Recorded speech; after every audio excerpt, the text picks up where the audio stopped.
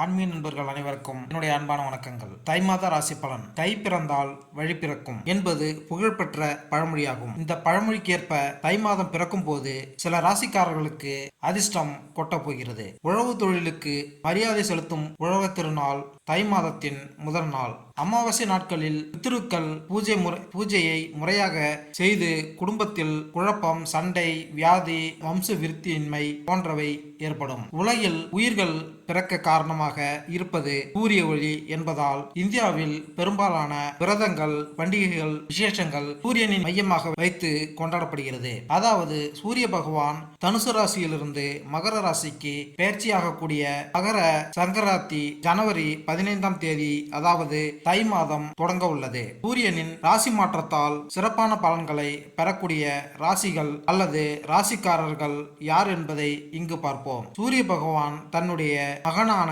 சனி பகவானின் வீடான மகர ராசியில் சஞ்சாரம் செய்ய உள்ளார். மகர சங்கராந்தியான தை மாதத்தின் 12 ராசிகளின் வாழ்க்கையிலும் சாதகமான தாக்கத்தினை ஏற்படுத்தும். கிரகங்களின் ராஜாவாகவும் ஆத்மகாரனான சூரிய பகவான் ஜனவரி 15ஆம் தேதி மதியம் 2:32 மணி அளவில் மகரத்தில் பயிற்சிக்கு இடம்பெயர உள்ளார். அடுத்து எந்தெந்த ராசிக்காரர்களுக்கு அதிர்ஷ்டம் கிடைக்கும் என்பதை தெரிந்து கொள்வோம் வாருங்கள். தை பிறந்தால் வழிபிறக்கும் என்று கூறுவார்கள். இந்த நிலையில் தமிழர் திருநாளாம் பொங்கல் பண்டிகையை முன்னிட்டு 12 ராசிகளுக்கான பலன்களை இங்கு பார்ப்போம்.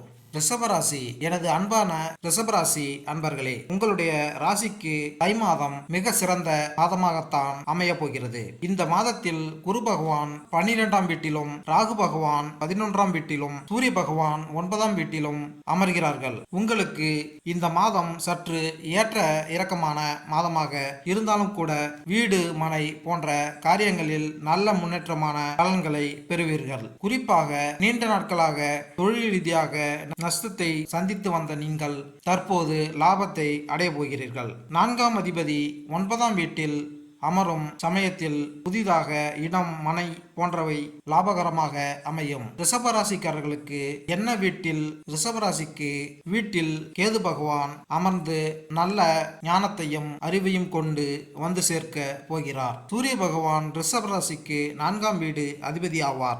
அவர் 9ஆம் வீட்டில் சஞ்சாரம் செய்ய உள்ளார். சூரியன் மகர ராசியில் சஞ்சரிக்கும் காலத்தில் நல்ல பலன்களை தரும். வெளிநாடு தொடர்பான வேலைகளும் சொத்துக்கள் சேர்ப்பதற்கான நல்ல வாய்ப்புகளும் கிடைக்கும். புதிய வேலை வாய்ப்புகளை பெறுவதற்கு நீங்கள் போதுமான அளவு தக்க வைத்துக் கொள்வது நல்லது. உங்களின் சிறப்பான செயல்பாடும் மற்றவர்களுடன் நெகிழ்வு தன்மையுடனும் நடந்து கொள்வதால் லாபகரமான வருமானத்திற்கான வாய்ப்பை பெறுவீர்கள். மேலும் இந்த வீடியோ உங்களுக்கு பிடித்திருந்தால் லைக் பண்ணுங்க, கமெண்ட் பண்ணுங்க, மறக்காம சப்ஸ்கிரைப் பண்ணுங்க. நன்றி, வணக்கம்.